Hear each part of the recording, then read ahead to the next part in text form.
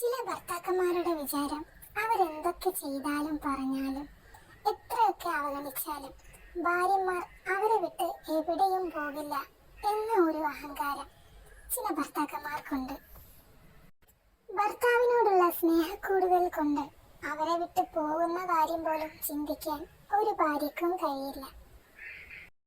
ഭർത്താക്കന്മാർ എത്ര അവഗണിച്ചാലും വഴക്ക് പറഞ്ഞാലും നല്ല ഭാര്യമാർ എന്നും എപ്പോഴും അവരെ സ്നേഹിച്ചു കൊണ്ടേയിരിക്കും.